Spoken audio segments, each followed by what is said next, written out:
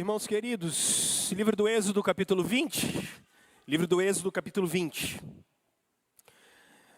Dia do Senhor, domingo, tempo da família da aliança tá junta, reunida, glorificando o Senhor. Nós vamos continuar a nossa série chamada Liberdade. A gente está estudando sobre os 10 mandamentos e começamos na semana passada. São 10 semanas em que nosso objetivo é estudar sobre liberdade na perspectiva cristã, liberdade na perspectiva bíblica, liberdade não na perspectiva secularista da gente. O século 21 diz o seguinte: para que eu seja livre, eu preciso ser empoderado. Para que eu seja livre, eu preciso fazer o que eu quiser, do jeito que eu quiser, na hora que eu quiser. E a única ética, a única moral do século 21 é a ética e a moral da felicidade. Ou seja, tudo que o século 21 te ensina é: te faz feliz, está certo. Te faz mal, deixe de lado. O que é certo e errado no século 21? A ética do bem-estar, a ética da felicidade e da paz pessoal. Então, se eu tenho um casamento e eu não estou feliz nesse casamento, eu troco. Se determinada coisa atrapalha a minha realização pessoal, se determinado comportamento meu não é bom, se determinada afeição minha não é boa, então o que a gente faz? A gente troca. E isso é o que o século 21 chama de ética da felicidade e da realização, a ética da paz pessoal. Isso a Escritura chama de escravidão, porque se você não tem a liberdade de dizer não aos seus desejos, se você não é guiado pelos princípios e valores do Deus Criador, você só é escravo dos seus afetos, você só é mais um escravo do espírito da nossa época. E é exatamente contra isso que a gente está trabalhando aqui. A gente quer construir, dentro da vida da nossa comunidade, uma ética de princípios e valores do reino de Deus. Então vamos olhar a Escritura, Êxodo capítulo 20, vamos a partir do versículo 4. A palavra de Deus diz o seguinte para nós, Êxodo 20, a partir do versículo 4. Essa é a segunda palavra. Se vocês observarem, capítulo 20, verso 1, o texto diz: e Deus falou todas essas palavras. Mandamentos vai ser uma construção que a gente vai fazer teológica depois. Originalmente, são palavras de libertação. Deus está orientando o seu povo através de palavras para que o seu povo se mantenha livre. E a segunda palavra, porque a primeira, nós vimos semana passada, foi: não terás outros deuses além de mim. A segunda palavra está no verso 4 e vai até o 6, e ela diz o seguinte: não farás para ti nenhum ídolo. E uma boa tradução aqui para ajudar a gente seria: não farás para você nenhum ícone. Isso vai te ajudar a entender. O texto hebraico fica bom aqui assim. Não faça para você nenhum ícone, nenhuma imagem de qualquer coisa no céu, na terra ou nas águas debaixo da terra. Não te prostrarás diante deles, nem lhes prestarás culto, porque eu, o Senhor, o teu Deus, sou Deus zeloso, que castigo os filhos pelos pecados de seus pais, até a 3ª e 4ª geração daqueles que me desprezam. Mas trato com bondade até 1000 gerações aos que me amam e obedecem aos meus mandamentos. Vamos orar? Senhor, nós estamos nessa manhã e nesse dia tentando nos aproximar do Senhor exclusivamente pelos méritos de Cristo e por causa do que Cristo fez por nós. na encarnação, na morte e na ressurreição.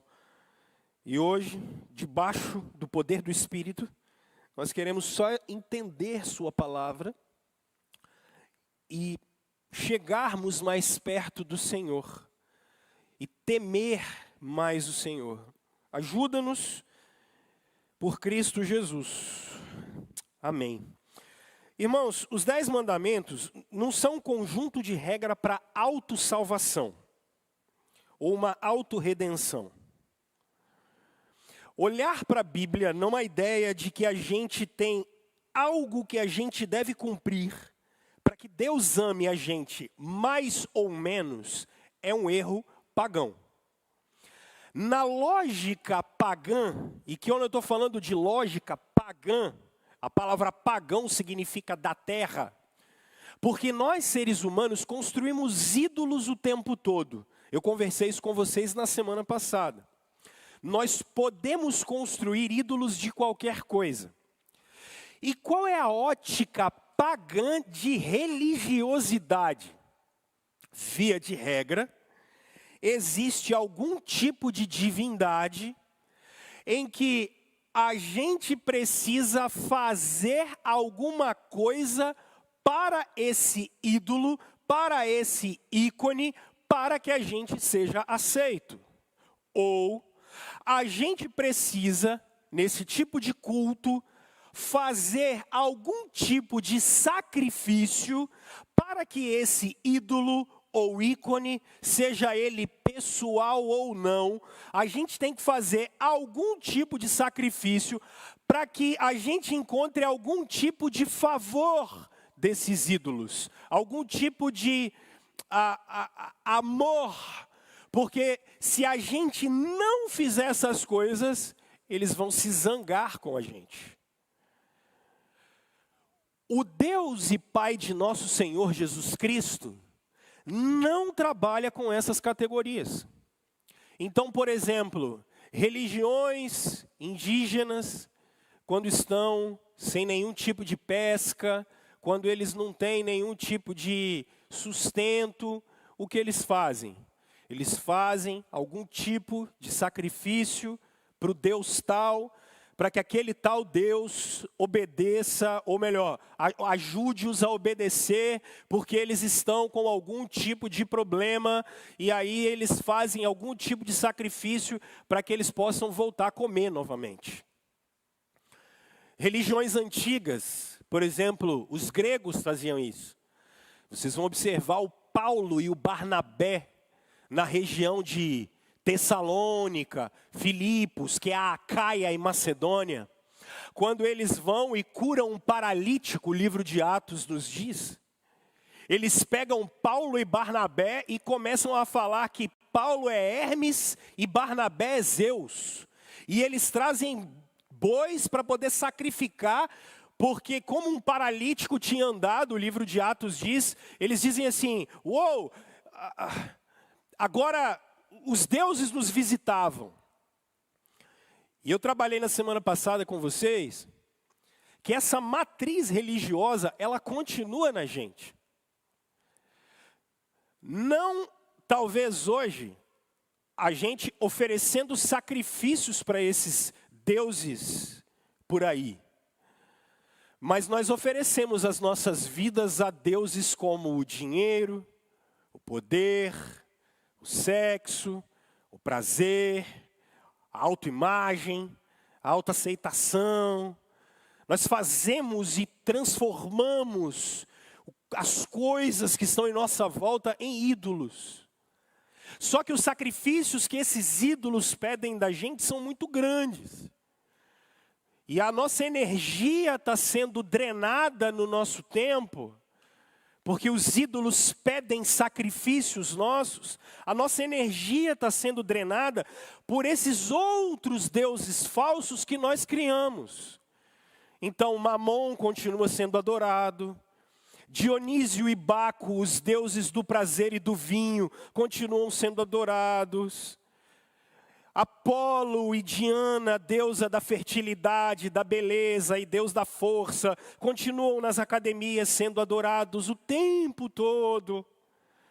Sabe, atrás da imagem, quando a gente pega qualquer aspecto da criação e faz desse aspecto da criação a nossa fonte de vida, a fonte de prazer, a fonte de felicidade, a fonte de vida, eu posso transformar minha esposa num ídolo, eu posso transformar meus filhos num ídolo.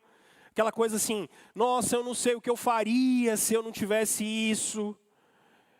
Porque a gente terminou na semana passada conversando sobre eu sou o Senhor teu Deus. Eu sou o Senhor teu Deus. Tudo que Deus criou é bom. Filho, família, emprego, dinheiro, carreira. Só que você consegue viver sem isso tudo. Você só não consegue viver sem o Senhor. E isso é o grande desafio para nós. A ética da felicidade vai dizer o contrário. O cristianismo e Jesus Cristo vai dizer diferente. Você vive sem essas outras coisas. Você não vive sem o Senhor. Agora, quando a gente chega aqui no segundo mandamento, porque eu não posso me relacionar com o Senhor Deus como se Ele fosse um ídolo. E esse mandamento não está perguntando para você quem você adora. Quem você adora, nós conversamos semana passada. A pergunta aqui é mais profunda. Isso você tem que anotar. A pergunta aqui é, como você adora quem você adora? O segundo mandamento não é sobre, eu não posso construir uma arte, uma catedral, eu não posso, tem gente hoje em dia que fala que você não pode nem interpretar Jesus, porque é pecado contra o segundo mandamento. Tem gente que não fala que Rembrandt, por exemplo, está errado porque ele fez pinturas de Jesus. O segundo mandamento não trabalha isso. Então se a gente for fazer um teatro, ninguém pode se vestir para fazer Jesus porque é pecado contra o segundo mandamento. Não é disso que o texto bíblico está tratando. Esse fundamentalismo louco. Não é disso, e com o nome de confessionalidade. O segundo mandamento não está trabalhando disso. A nossa conversa hoje, o texto bíblico está trabalhando com você primeiro, quem você adora? Porque o Senhor que nos libertou disse, eu sou o Senhor teu Deus, não terás outros deuses além de mim. Eu preciso olhar para o Senhor, Pai, Filho e Espírito Santo, como o alvo da minha adoração. Agora, o segundo mandamento está olhando para gente do século 21 que diz que eu adoro a Deus segundo o que eu sinto. Eu adoro a Deus segundo eu imagino. Eu adoro a Deus segundo a minha experiência. O segundo mandamento está dizendo assim, eu adoro a Deus segundo Ele diz que quer ser adorado, e não como eu acho que preciso adorá-lo. O segundo mandamento tira de você e de mim a forma da regulação da nossa adoração.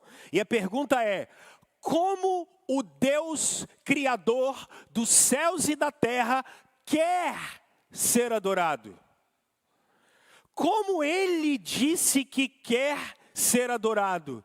Como Ele disse que a gente tem que chegar perto dEle? Como Ele quer que a gente se apresente diante dEle? Aqui já cai por terra as falácias relativistas do nosso tempo. Porque vocês crescem numa cultura que esvaziam o conhecimento de Deus a cada vez mais, e a gente sempre diz assim, Deus está preocupado com a sinceridade do nosso coração. Não que você não tenha que ser sincero diante de Deus, mas adorar não é sobre sinceridade do coração. O coração corrupto? Um coração cheio de engano? Não. Deus disse como Ele quer ser adorado. Cai o relativismo dizendo que todos os caminhos levam a Deus, desde que você faça o bem. O que importa é ser uma pessoa do bem. Então, todos os caminhos levam a Deus. Não, o segundo mandamento está dizendo, não importa. Ser uma pessoa do bem é o mínimo que você tem que fazer, porque você é um ser humano, e seres humanos precisam ser pessoas boas. Mas o segundo mandamento está jogando isso por terra. Não. Não é importante você ser uma pessoa do bem e todos os caminhos levam a Deus. Isso está morrendo aqui agora. O segundo mandamento acaba com essa falácia relativista. Nem todos os caminhos levam a Deus. Na verdade, a gente vai perceber aqui que o Deus que se auto-revelou só deixou um caminho até Ele. Então, menos relativismo. O Deus do cristianismo, o Deus revelado na Escritura, não é esse Deus do relativismo. Então vamos ver o que esse texto quer dizer para a gente. Primeiro, vamos olhar o seguinte. Os hebreus, eles eram escravos no Egito. Então eles estavam debaixo da opressão de Faraó durante muitos anos e numa condição insalubre. Aí você precisa entender isso. São 400 anos no Egito. Eles estão há alguns anos já, como José morreu, Êxodo 1 e 2 dizem para nós. O faraó que se levantou não lembrava do que José tinha feito. Os hebreus começam a crescer demais e Faraó começa a colocá-los debaixo da escravidão. E ali eles vão ficar trabalhando de sol a sol. O alimento deles era água do rio Nilo suja. E o Êxodo diz para a gente que eles comem cebola e alho. Essa é a dieta deles.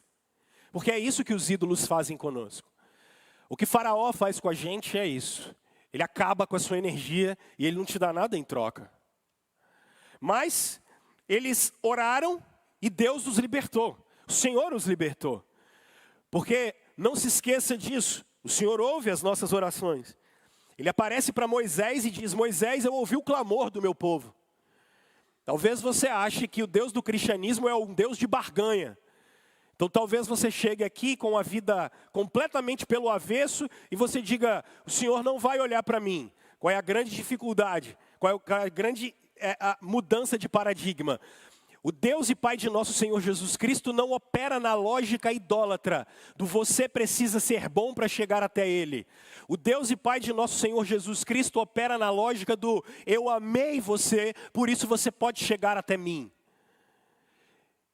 Eles oram e Deus vai ao encontro dele. E a partir dali, o Senhor começa a guiá-los para a terra prometida e dá essas palavras para eles.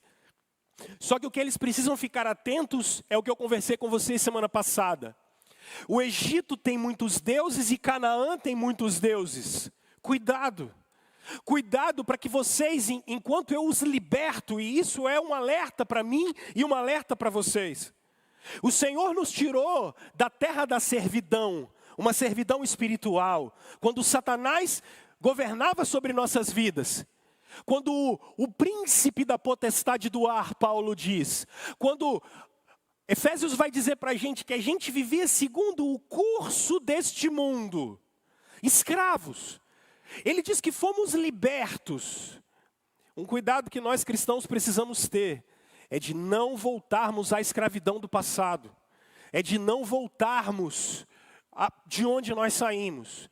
E esse texto nasce nesse contexto, ou seja, qual é o contexto desse texto? Os 10 mandamentos vão ser princípios que Deus deu para aqueles que Ele já demonstrou o seu amor. O que significa isso? Vocês não amam para serem aceitos.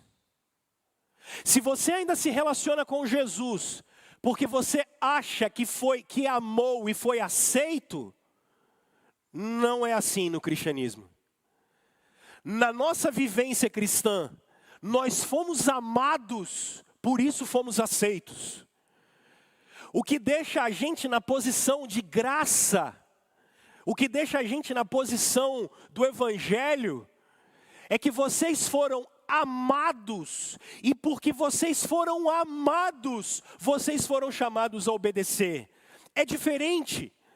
Muitos de vocês têm dificuldade em voltar para Cristo porque se afastaram dos caminhos dele, porque ainda, e é muito comum eu ouvir isso: pastor, eu vou acertar minha vida para depois que eu acertar minha vida eu voltar para a igreja. Essa é uma ótica pagã, essa é uma ótica pecaminosa. Você não entendeu Jesus? Eu primeiro me acerto e depois me acerto com Deus. Não. Os mandamentos são dados depois da libertação. No cristianismo nós somos amados. Jesus é o nosso sacrifício. Primeiro ele se entrega, depois a gente vem. Agora, o que são as palavras? Elas são para orientar a gente. Preste atenção. Quando você tem seus filhos, você diz a eles o que eles têm que fazer. Vocês não amam mais ou menos os filhos de vocês pelo que eles fazem ou deixam de fazer. Vocês simplesmente amam e orientam. Vocês amam e orientam. Vocês não deixam de amar seus filhos porque eles não obedeceram o que vocês estavam dizendo.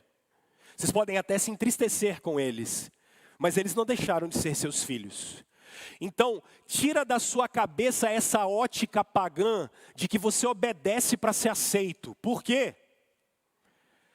Porque talvez vocês estão servindo um ídolo e vocês acham que estão servindo a Jesus Cristo. Deixa eu explicar isso melhor. Muitos de vocês se aproximam do Senhor Deus por medo. Vocês têm medo. Dá dízimo porque tem medo do devorador. Vem na igreja porque tem medo. Se sair daqui, pode acontecer alguma coisa errada comigo. Morre de medo, porque se desobedecer, vai que Deus pesa a mão. O segundo mandamento é contra isso, porque ele é para te libertar. Quem opera com medo é a idolatria. O Deus e Pai de nosso Senhor Jesus Cristo não trabalha com a ótica do medo. Ele trabalha com obediência porque nós fomos amados. Deus não me ama mais ou menos por qualquer razão. A grande questão é se você o ama. Se você ama o Senhor, e Jesus disse isso, se vocês me amam, vocês obedecem a minha palavra. Se vocês me amam, vocês cumprem meus mandamentos. Jesus nunca disse, obedeçam os meus mandamentos, senão eu jogo fogo do céu sobre vocês. Só que a gente tem dificuldade de lidar com isso, porque o cristianismo te trouxe para a liberdade. E quando eu falo de amor, as ideologias vêm na cabeça de vocês, e muitos de vocês falam assim, então está tudo permitido. A pergunta de Paulo em Romanos capítulo 6 foi exatamente essa. Acaso vocês vão dar lugar ao pecado porque vocês foram amados? Pelo contrário, o amor de Cristo nos constrange. E é por isso que nós obedecemos a Jesus. E é por isso que nós obedecemos o Senhor. Porque nós somos amados. Porque com o Deus e Pai de nosso Senhor Jesus Cristo não tem barganha e não tem troca. Eu obedeço porque fui amado. Porque eu não roubo, porque fui amado. Porque eu não adultero, porque eu fui amado. Porque eu não cobiço, porque fui amado. Porque eu não tenho outro Deus, porque eu fui amado. A idolatria diz, porque eu não roubo, porque Deus pode pesar a mão. Isso é idolatria. Porque eu não adultero, porque Deus pode pesar a mão, idolatria. Porque eu não cobiço, porque Deus pode pesar a mão, idolatria. Porque eu não mato, porque eu não roubo, porque eu não tenho outros deuses, porque eu fui amado antes da fundação do mundo, porque Deus tem uma relação de aliança comigo. Eu não vou ir contra e agredir o Deus Criador. E isso aqui é importante. Por quê? Porque se você obedece, você tem liberdade. Esse é o grande desafio da gente. É entender que se a gente obedece o Senhor, a gente tem liberdade. Ser livre é poder dizer não aos nossos desejos, não aos nossos afetos, não. O que é ser livre? Para pensar que você vai almoçar daqui a pouco. Aí você está fazendo dieta. Posso ouvir um glória a Deus? Não. Aí você vai comprar uma Coca Zero. Pausa. Eu queria saber quem é que inventou que Coca Zero é diferente de Coca. É Coca, velho. É Coca, vai. Ai, tem menos açúcar. É Coca, vai. Não vem com... É Coca. É Coca, vocês sabem que é. Mas está tudo bem. A grande questão é você conseguir olhar a coca zero ou não, você pode tomar os 2 litros, que é uma coisa que você faz de vez em quando. Só que você pode tomar só um copo. Liberdade é isso. É você conseguir dizer não a desejo. Mas isso pode ser para a sua sexualidade. A cultura diz que você pode fazer sexo com quem você quiser, a hora que você quiser, do jeito que você quiser, da maneira que você quiser. Agora, liberdade é você olhar e falar bem assim, Deus diz que o único sexo seguro é dentro do casamento. E você consegue dizer não, e isso é ser livre. Você pode olhar e falar assim, cuidar da saúde é importante. É, claro que é. Sem problema nenhum.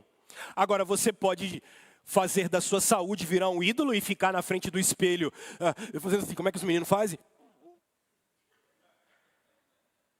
Aí desmaia depois porque tem a apneia. Ou você pode simplesmente malhar e cuidar da saúde, porque cheguei aos 41 e já senti que os joelhos não são os mesmos. E cuidar da saúde. E eu posso dizer não.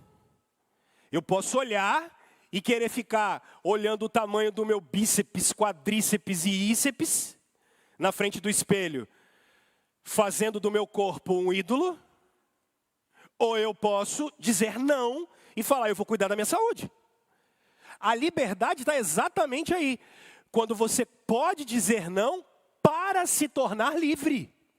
Porque ser livre não é fazer o que você quer. Ser livre é você poder, em Cristo e no poder do Espírito, dizer não à idolatria e ao pecado.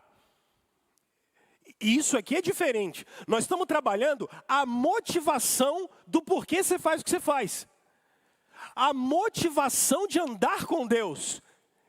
E o Deus de nosso Senhor Jesus Cristo, Ele está ensinando a gente a obedecer porque fomos amados. Estávamos mortos, mas Ele nos salvou. Estávamos completamente dominados pelo pecado, mas Ele nos salvou em Cristo. E isso me motiva a todos os dias lutar contra eu mesmo. Contra o mundo todo, contra o diabo. Por quê? Porque eu vou ser castigado? Não, porque eu fui amado. Porque eu fui amado pelo Senhor. É diferente. Estudar isso aqui, e o segundo mandamento, é para você não mais chegar perto do Senhor com medo. E não mais querer andar direito por medo. Mas porque Ele se identificou tanto com a gente, que Ele veio para nós. E Ele veio ao nosso encontro. Irmãos, aqui fica mais claro, eu estou tentando contextualizar para ficar mais fácil, tá? Para vocês entenderem. Agora vocês conseguem entender o apóstolo Paulo, nosso irmão, dizendo, o amor de Cristo nos constrange.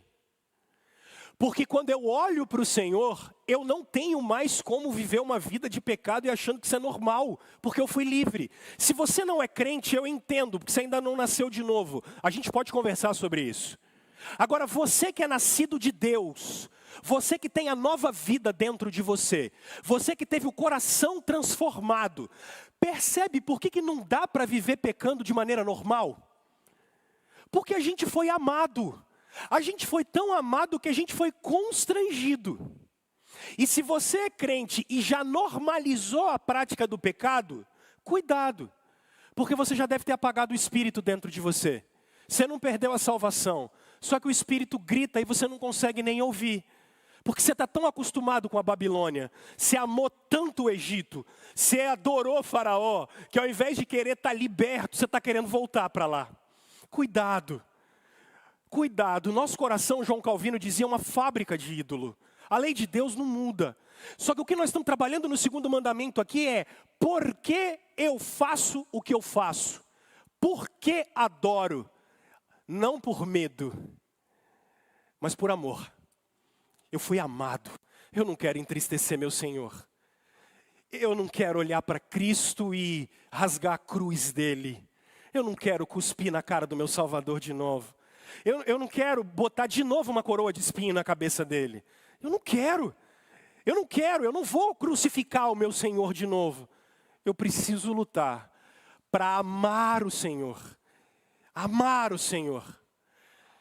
Então, vamos lá. O segundo mandamento, então, ele levanta a seguinte pergunta: como você adora? E aí, você pode dizer assim: eu tenho o meu jeito de adorar, pastor. Não, eu entendo, tá? Eu já fiz uma série sobre louvor e adoração ano passado. Pode levantar a mão, pode bater palma, pode chorar, pode dar uns glória a Deus, tá? Louvado seja o Senhor. Não vamos ficar apagando luz, porque a gente não quer uma experiência estética para você, tá? Nós não vamos criar um ambiente de adoração, isso não vai rolar. Ninguém vai fazer isso. Nós não vamos criar uma atmosfera da adoração, isso não vai acontecer, tá?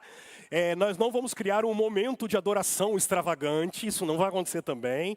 Se você quiser levantar sua mão e dar glória a Deus, dá. Se você quiser bater palma, bata. Mas o negócio é o seguinte: a gente adora segundo foi revelado. Segundo Deus quer que ele seja adorado.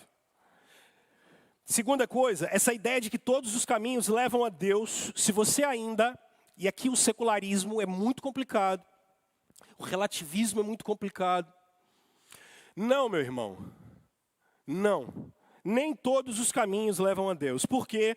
Porque o Deus Todo-Poderoso se levantou na terra. Ele se levantou em Jesus Cristo. E em João capítulo 14 ele disse: eu sou o quê? Eu sou o quê? O caminho.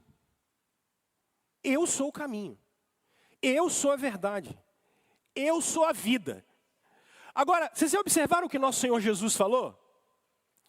Jesus disse assim: ninguém vai ao Pai. Ele falou isso? Não. Jesus disse: ninguém. Porque Ele é Deus. Porque Ele leva a gente até o Pai. Ele é o mediador. Jesus não está dizendo assim: vá para qualquer caminho e lá na frente a gente se encontra. Ele está dizendo: para chegar até os céus, para chegar até o relacionamento com o Senhor, é através dele. Então, eu acho que o que a gente precisa entender aqui é como você está construindo a relação com Deus e através de quem? Por quê? Porque observem o que essa palavra está dizendo: não farás para ti nenhum ídolo, nenhum. A tradução ícone está boa, por quê? Porque como funcionavam as culturas antigas? As culturas antigas funcionavam assim: você queria ter alguma relação com alguma divindade. Isso vai acontecer lá em Éfeso. O Novo Testamento trabalha isso. Vocês lembram lá em Éfeso, quando Paulo prega e os discípulos pregam?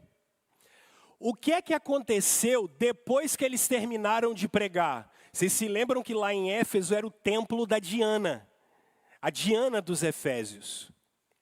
Depois que eles pregaram, a narrativa bíblica é incrível.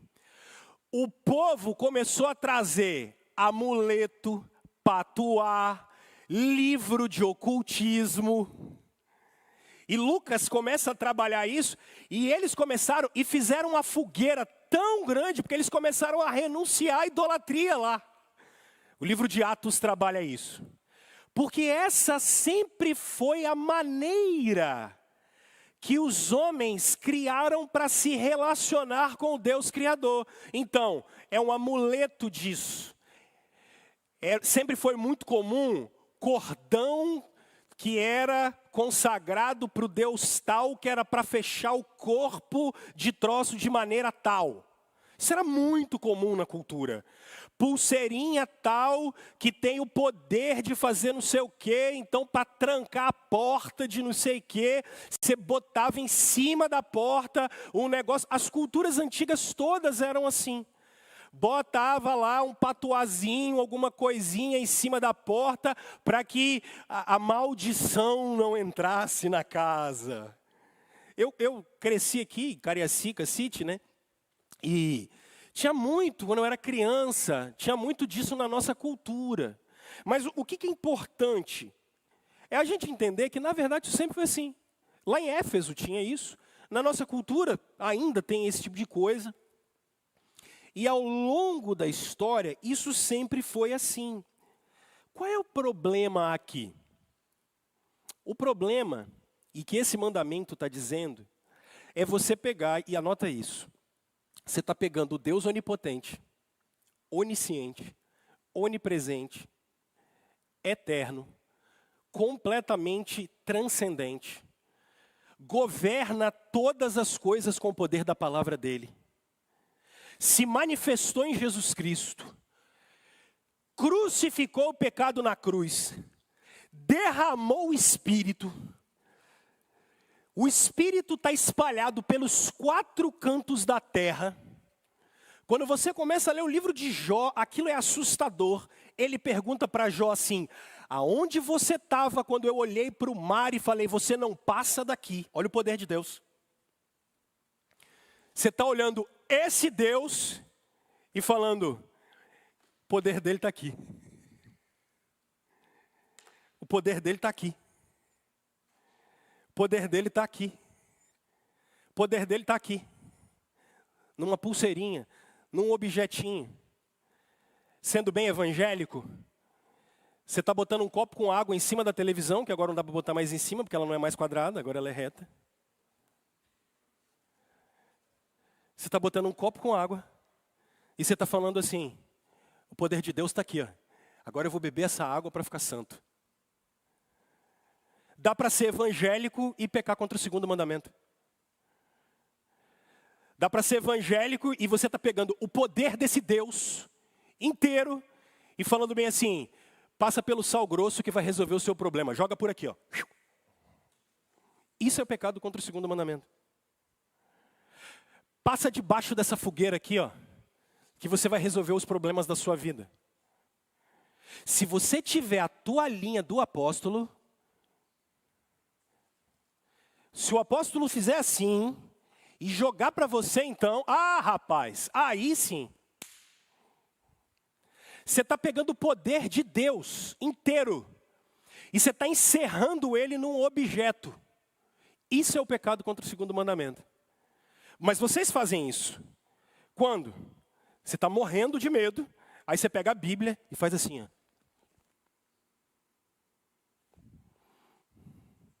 Abraça, esconde. É para o poder dela passar para mim. Não vai resolver. Não vai resolver. É como eu estou falando para vocês, falei agora na aula mais cedo, você está pegando o poder de Deus, revelado, você só deveria entrar no seu quarto e só sair de lá quando ouvir a voz do Senhor. Porque foi isso que Jesus falou em Mateus capítulo 6. Ele disse que ele responderia a gente, e ele responde. É porque você ainda não tem experiência com Deus, mas ele responde. E ele fala. Aí você pega de manhã e você abre a Bíblia assim, deixa eu ver o que Deus vai falar para mim hoje. A doleta da fé. Espera aí. Isso é pecado contra o 2º mandamento, cara. É você se relacionar com o Senhor através de magia. Deus disse que ele queria ser adorado em espírito e em verdade. Só que a gente começa a pegar crendice e jogar para dentro da Escritura. O que é pecado aqui? Você está agredindo o caráter de Deus. Porque o meio pelo qual ele disse que ele falaria comigo e com você, era por meio de Jesus, é por meio do poder do Espírito, é por meio da palavra dele, é por meio dos meios de graça, por isso que você é fortalecido quando você participa da ceia, por isso que você é fortalecido quando você vê um batismo, porque você vê perdão de pecado, água sendo derramada como o poder do Espírito. Quando você usa um meio de graça como é a oração, quando você conversa com o Senhor e você vê o poder de Deus manifestado na vida da gente, quando você vê o poder de Deus manifestado na vida do povo dele, quando ele conversa com ele, a gente troca isso tudo e isso aqui que é muito interessante. Os símbolos de fé, catecismos e confissão de fé trabalham isso. Você agride o caráter de Deus. Você está agredindo o caráter dele. Porque você está olhando para esse Deus, a teologia chama ele de imenso. O que é Deus ser imenso? Não quer dizer que ele está acima do peso. Deus ser imenso significa que não há fim no conhecimento de Deus. Nós na eternidade nos relacionaremos depois da ressurreição dos mortos com ele, pela eternidade afora, e você não vai esgotar o conhecimento do ser dele. É por isso que o Paulo vai parafrasear Isaías e Jó, quando ele diz assim: ó profundidade da riqueza, da sabedoria e do conhecimento de Deus. Esse Deus que é imenso no seu ser, você está encerrando e fechando ele num objeto, num copo com água, num crucifixo, numa imagem, em alguma coisa. Você está atribuindo a essa coisa poder. É transferência da confiança que a gente tem que ter no Senhor para um ícone. Então, é assim, sexta-feira 13, você não passa debaixo da escada. Tá. Passou um gato preto, meu Deus. Ou, isso aqui presbiteriano não faz não. Vai acontecer alguma coisa, o que você faz com o dedinho? Dedinho, dedinho? Vou trancar aqui.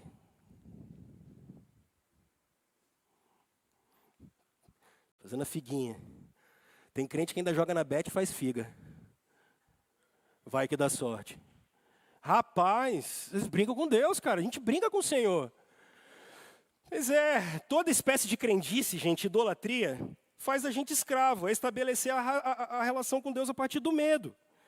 Então, o que eu estou querendo dizer é que vocês, muitos que chegam aqui, vocês passaram por opressão e manipulação religiosa, sabe por quê?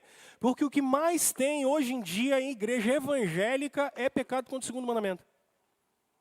É a campanha disso, é a campanha daquilo, aos 40 dias disso, 60 dias daquilo, é a toalha de fulano de tal, é a água do rio tal, é não sei o quê, blá, blá, blá, blá, blá, blá. E o tempo todo a turma sendo manipulada por medo. Medo. Se você não tiver, você quer ver? O maior absurdo. Se você não tiver, olha o pecado contra o segundo mandamento.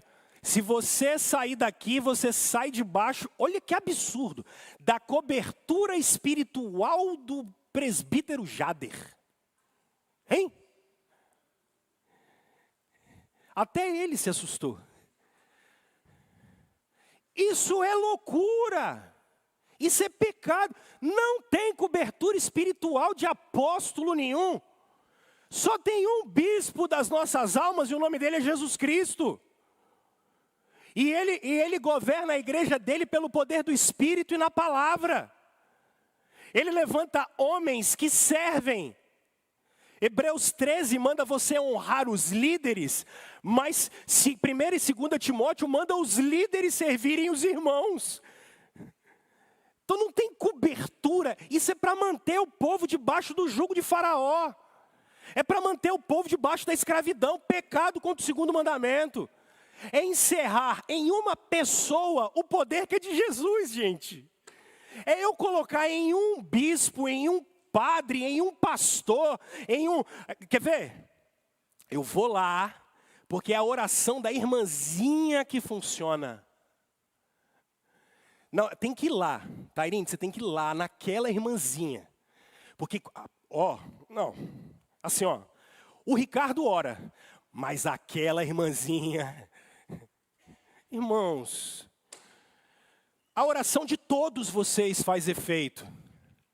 A oração de todos vocês chega. O problema é que a gente ora pouco. A gente busca pouco o poder de Deus. Porque se você buscasse mais o poder de Deus, você vai poder parar de achar que tem alguém que media o poder de Deus até você. E não tem. Ninguém media o poder de Deus. Qualquer um de você pode e deve orar para que as pessoas sejam curadas, libertas, salvas. E eu vou dizer mais, todos vocês têm autoridade em nome de Jesus para orar pelas pessoas, para que elas possam ser libertas.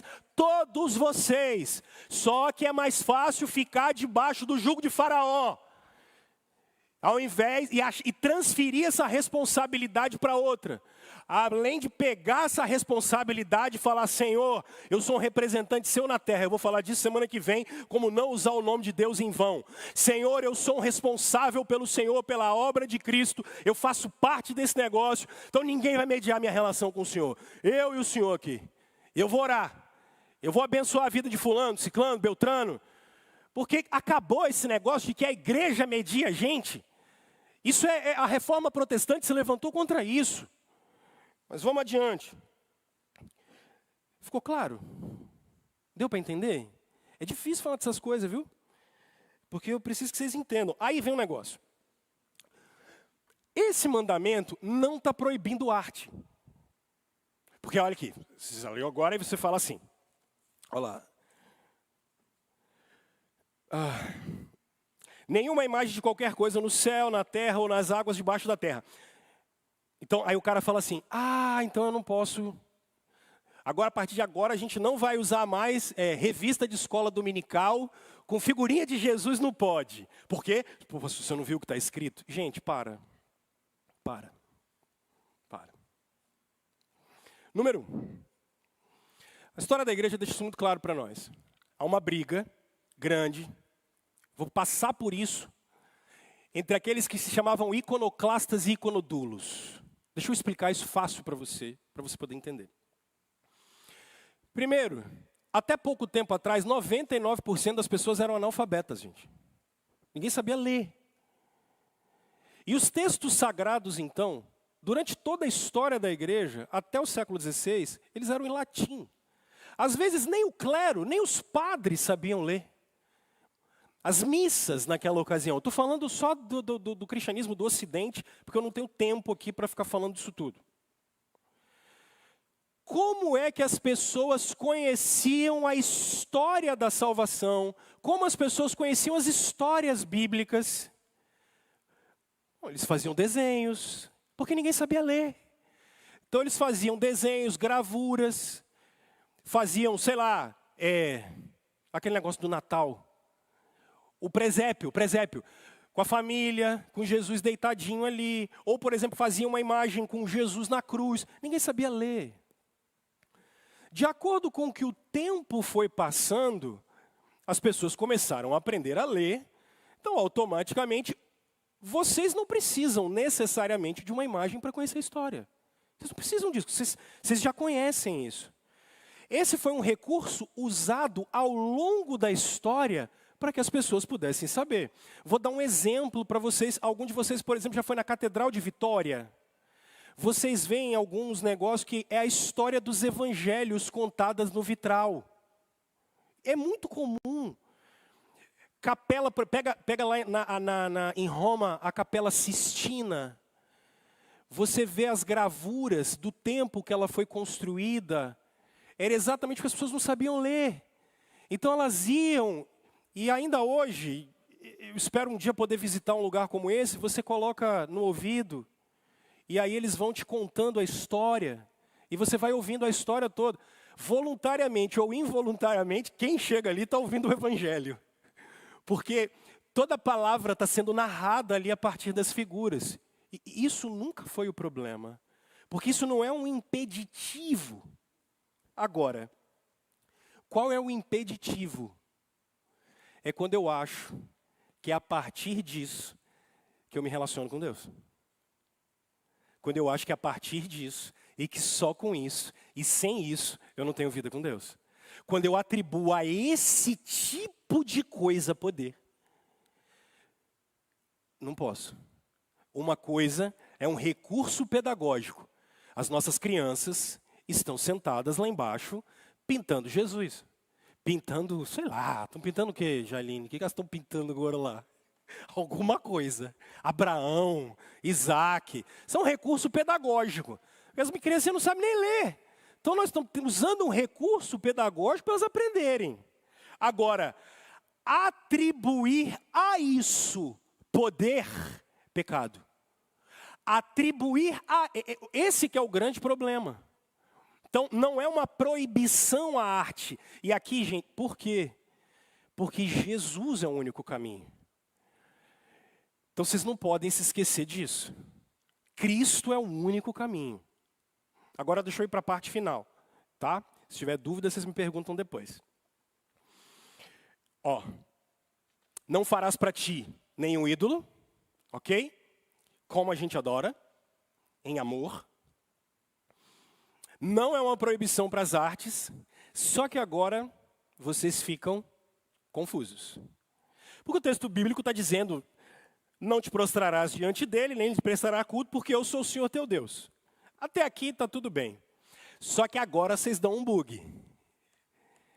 Porque isso aqui não cabe na caixinha da gente. Ó, eu sou Deus zeloso, que castiga os filhos pelos pecados de seus pais, até a terceira e quarta geração daqueles que me desprezam. Mas trato com bondade, até 1000 gerações, aos que me amam e obedecem aos meus mandamentos. Aí você vai fazer a seguinte pergunta. Pastor, bênção e maldição? Ué. Primeiro, leia o texto direito. Leia o texto, coloca o texto na tela aqui, por favor. Coloca o verso 6 na tela. Leia comigo. Trato com amor leal até 1000 gerações os que me amam e obedecem. É o segundo mandamento ou todos os mandamentos? Isso aqui não está encerrado no segundo mandamento. São todos. A maioria de vocês, os intérpretes não fazem isso. São todos os mandamentos. A promessa de bênção não é para você obedecer a um mandamento, são todos. Deus honra quem obedece todos. Eu sou Deus zeloso e eu honro quem obedece. Primeiro me ama, porque a relação é de amor. E obedecem não é um mandamento, são todos. Deixe-me ir por partes, por conta do brasileiro. Pastor Rômulo, maldição hereditária existe? Existe. Desde Adão. Qualquer um que nasça em Adão já nasce longe de Deus. Todos pecaram. Todos. Faça a construção bíblica teológica direito. Todos pecaram.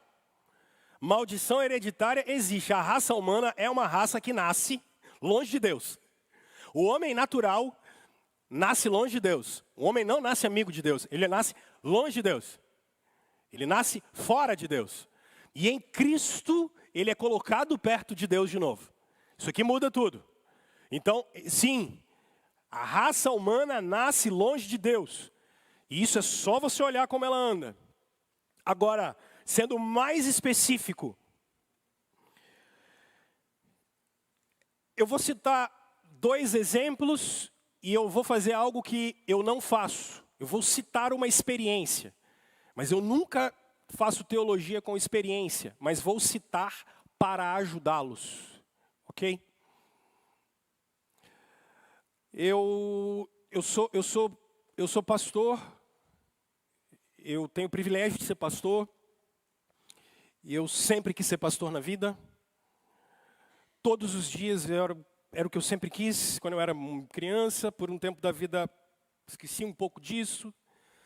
Depois esse desejo voltou, eu estava falando com vocês que esse ano faz 20 anos que foi a primeira vez que eu preguei aqui, em novembro. Preguei numa quinta-feira. E eu sempre quis fazer isso. Sempre foi o desejo do meu coração. É engraçado que quando você conversar com a minha mãe, você vai conversar com ela e ela vai dizer para você que na família dela, tirando os irmãos dela,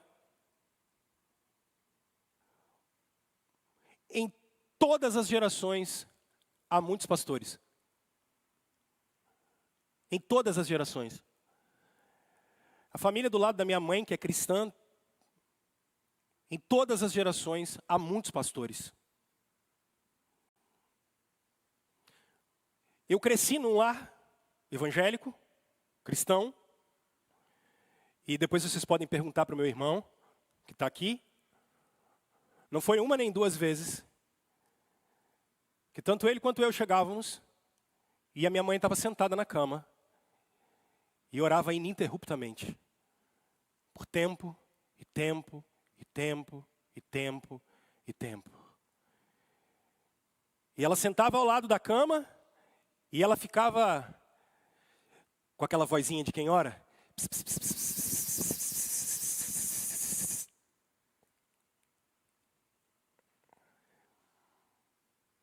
Sempre que eu vivo alguma coisa na vida, eu lembro de momentos como esse. Eu sou Deus zeloso. Eu abençoo as minhas gerações. O que eu queria falar com você é que você acha que você está salvando você mesmo. O individualismo demoníaco do nosso tempo é assim. Jesus está chamando você para abençoar as próximas gerações. Eu quero que os meus netos sejam crentes. Eu quero participar da ordenação do meu neto, do meu bisneto. Eu quero que as minhas filhas sejam ministras da palavra de Deus. Não estou falando de ministro ordenado. Eu quero que as minhas filhas aprendam a pregar o evangelho de Jesus Cristo. Eu quero que os meus genros me tratem como pai e que queiram ouvir a palavra e que queiram pregar a palavra de Deus. É só isso. Eu sou Deus zeloso. Nós estamos semeando o evangelho para as próximas gerações. É disso que esse texto está falando. Consagre os seus filhos para o Senhor. Ore pelos seus netos. Você que é jovem, criança, adolescente, trabalhe, faça mestrado, doutorado, consagre menina ao seu ventre para Jesus. Consagre as suas gerações para o Senhor. Tem 48 anos que nós estamos aqui, meus irmãos, porque uma geração de irmãos crentes se levantaram e entregaram a sua vida para o Senhor. E a gente precisa deixar as próximas gerações de ministros do Evangelho, de homens e mulheres que pregam a palavra de Deus. Para de trocar de igreja o tempo todo. Para num lugar, cria raiz nesse negócio. Consagra seus filhos para o Senhor, consagra seus netos para o Senhor, e vamos ver o que Deus vai fazer na história. Ou Ele está brincando com a gente? Não, Ele é Deus zeloso. Vocês estão aqui porque teve muita gente que orou pela vida de vocês. Teve muita gente que passou dia, noite, orando pelos seus filhos, pelos seus netos, pela sua descendência. Irmãos, eu sou Deus zeloso, é o que Ele está dizendo. As nossas gerações precisam ouvir falar de Jesus. Agora, você pode olhar e falar bem assim: ah, pastor, tá bom, então com você foi assim, né? Mas olha só, meu pai e minha mãe não eram assim não, eles eram de outro jeito. Então você está querendo dizer que tudo que eu estou vivendo é porque a turma viveu de maneira má? Aí eu vou te contar uma experiência que eu não faço, e ela não é normativa teológica, mas eu acho que ela vai te ajudar. Fui pregar num lugar, não era um lugar religioso, era um lugar normal. Sim, eu nem podia falar da Bíblia, porque era um espaço laico. Quando eu terminei de pregar, uma pessoa chegou e pediu para eu orar por uma outra pessoa. E aí eu fui orar por essa pessoa. Quando eu fui orar por essa pessoa, eu vi que eu não estava orando e não estava conversando com uma pessoa. Eu estava conversando com um bicho de rabo. Tinha muito demônio ali, não era pouco não. E aí, na hora de conversar com essa pessoa, estavam as duas, e eu fui conversar com ela, que essa que estava possessa. Eu fui conversar com ela, eu parei e notei que ela não estava bem, ela estava com uma outra cara, mas tinha um cordão com ela, com uma imagem. Eu falei: esse cordão. Aí eu botei a mão no cordão e falei: você vai sair agora e você vai ficar livre em nome de Jesus. E eu tirei o cordão. Antes aconteceram algumas coisas que eu só posso contar em off. Eu tirei o cordão. Botei no meu carro, liguei para a Aline e falei: Aline, eu nunca vivi uma opressão tão grande na minha vida, parece que meu carro ia explodir. Uma guerra, uma batalha, eu falei: eu vou botar fogo nesse troço. Cara, uma pressão, se você já viveu luta espiritual, você sabe do que eu estou falando. Uma pressão em cima de mim. Aí minha mulher sábia chegou para mim e falou assim: amor, não gasta tempo com isso não. Joga os troços fora. Eu falei: você quer saber? Eu não vou gastar tempo. Ela ainda falou assim: esses bichos vêm lá do inferno, não vale a pena gastar tempo com esses troços, não. Isso é teologia sábia.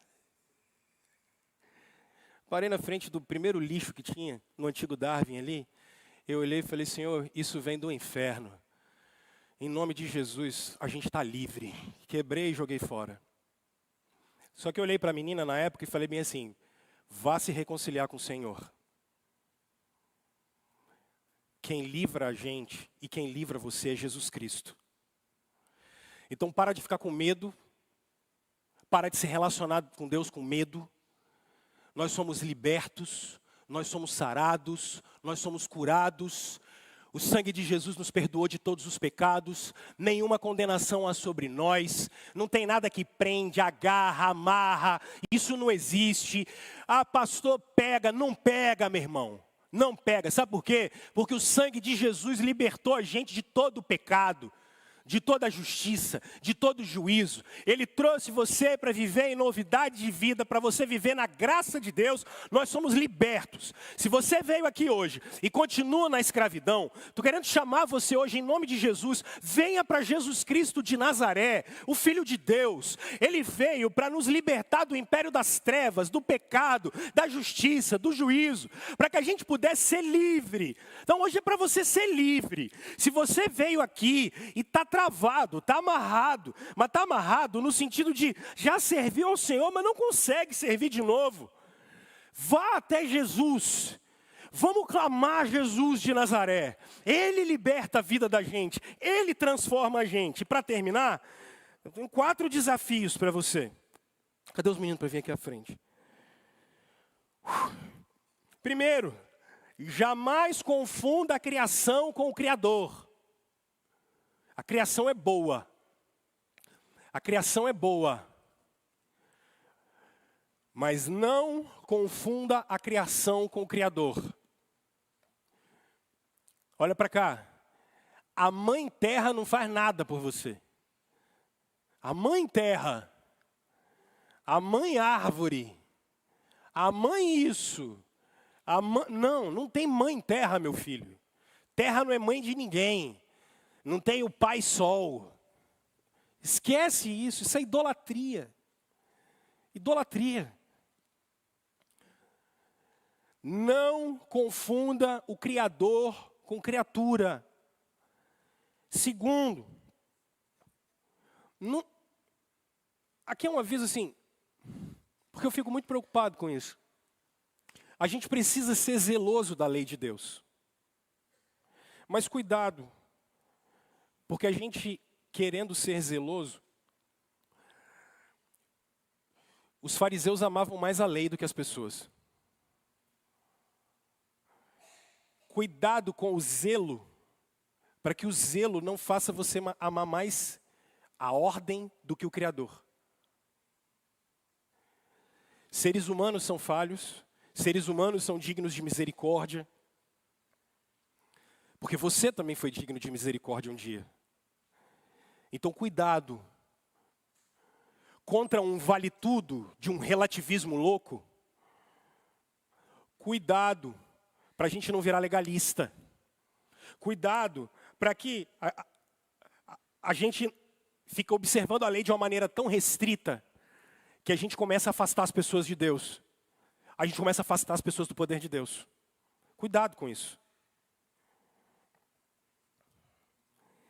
Jamais confunda, por favor, um instrumento com um verdadeiro artista.